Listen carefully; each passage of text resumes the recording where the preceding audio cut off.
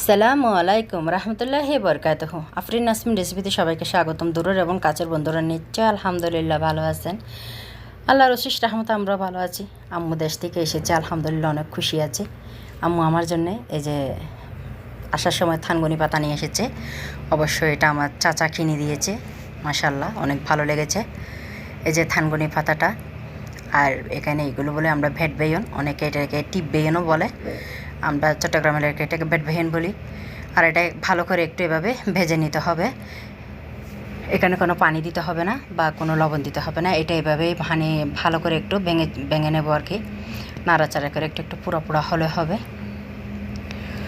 আর দেশীয় মরিচ এগুলো একটু হালকা তেলে ভেজে নেব আমি।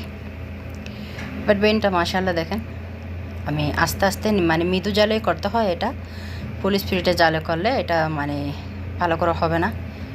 এই জিনিসটা ভাঙাটাই সবচাইতে প্রসেসের কাজ। ভর্তা তো সবাই অনেক রকম করে। এই যে হয়ে গেছে, ঠিক এরকম হলে এই জিনিসটা পারফেক্ট।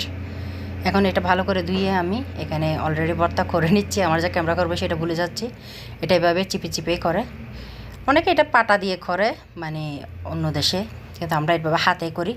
আর থানগুনি পাতাটা দেখছেন, ওই থানগুনি পাতাটা আমি চিকন চিকন করে কুটে নিয়েছি। এখানে পেঁয়াজ, অল্প ধনিয়া পাতা। থানগুনি পাতাতে আমি কিন্তু ধনিয়া পাতা দেবো না, তাই মানে শুধু আমাদের এই টিপ বেয়নে ধনিয়া পাতাটা দেবো। আমাদের চট্টগ্রাম এলাকায় এই টিপ বেয়নের ভর্তা আর থানগুনি পাতাকে আমরা আদা মাঙ্গুনি বলি। আদা মাঙ্গুনি ভর্তাটা মানে খুবই সবার প্রিয়। সবার আগে ভর্তার নাম নিলে আমাদের দেশে সরিষা পাতার ভর্তা, টিপ বেগুনের ভর্তা, থানগুনি পাতার ভর্তা, পুদিনা পাতার ভর্তা, এগুলোই আগে মাথায় আসে। এই যে শুকনো মরিচটা ভালো করে থেলে আমি আগেই একদম করে নিয়েছি, মেখে নিয়েছি। আর এখন একটু একটু করে সব দিয়ে দিচ্ছি। এখন লবণ দিয়ে, পেঁয়াজ দিয়ে, ধনিয়া পাতা দিয়ে ভালো করে এটা মরিচটা চটকে নেব। তারপর টিপ বেগুনটা মিক্স করে ফেলবো। আর এখানে অবশ্যই আগে সরিষার তেলটা দিয়ে দিতে হবে সাথে। আগে একটু ভালো করে মেখে নিচ্ছি। আর যারা এখানে আমার রেসিপিটা দেখতেছেন তাদেরকে তো অনেক অনেক ধন্যবাদ। আমার পুরনো বন্ধু, নতুন বন্ধু সবাইকে অবশ্যই লাইক দিয়ে ভিডিওটা কন্টিনিউ করে দেখবেন, কেউ কেটে কেটে দেখবেন না। ওয়াচ টাইম সবারই প্রয়োজন। আমাকে আপনারা করলে আমি আপনাদের করব, অনেকেও আপনাকে করবে, এই জিনিসটা মাথায় রাখতে হবে। ভর্তা তো অলরেডি হয়ে গেছে, টিপ বেগুনের ভর্তাটা হয়ে গেছে দেখেন। এখন থানগুনি পাতাটা আগে ভালো করে একটু চটকে নিতে হবে, একটু নরম করে ফেলতে হবে।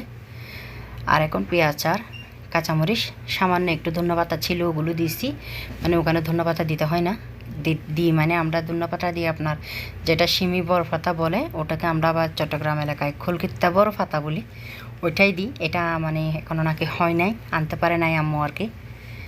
আর পেঁয়াজ, পেঁয়াজ, শুকনো মরিচ দিয়ে মানে ভালো করে এখন চটকে নিচ্ছি।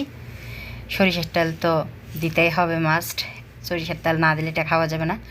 অনেকে এটাকে তেলে ভাজি করে, আমরা কিন্তু তেলে ভাজি করি না। চট্টগ্রাম এলাকায় আমরা বেশিরভাগ এভাবেই খাই, এভাবে খেতে মানে এটা ভালো লাগে। আর শরীরের জন্য তো অনেক উপকারী, সেটা আপনারা জানেন, বলেই বোঝাতে পারবো না। থানগুনি পাতার যে কত রকমের যে উপকার সেটা আমি। সরিষার তেলটা অবশ্যই একটু বেশি দিতে হবে, কেন থানগুনি পাতাতে একটু সরিষার তেল বেশি দিতে হয়, কেন এটা কোনো ঝাঁচালু না তাই। অবশ্য পুদিনা পাতার ভর্তাতে মানে একটু সরিষার তেল কম দিতে হয়, ওটা একটু ঝাঁচালু তাই। মাশাআল্লাহ এখন ভর্তাটা হয়ে গেছে, এখন পরিবেশনের পালা। দেখেন দুইটা ভর্তায় মাশাআল্লাহ অনেক লোভনীয়। আমার তো এখনই ভাত খেতে ফেলতে ইচ্ছে করতেছে। সবাই ভালো থাকবেন, সুস্থ থাকবেন, আমার জন্য দোয়া করবেন, আমার ফ্যামিলির জন্য দোয়া করবেন। আমার মাটা যেন ইনশাআল্লাহ উমরা করতেছে, হজ করতেছে, সুস্থ থাকে এটাই দোয়া করবেন। হজ করার জন্য আবেদন করতেছি, জানি না এখনও কি হয়। আসসালামু আলাইকুম।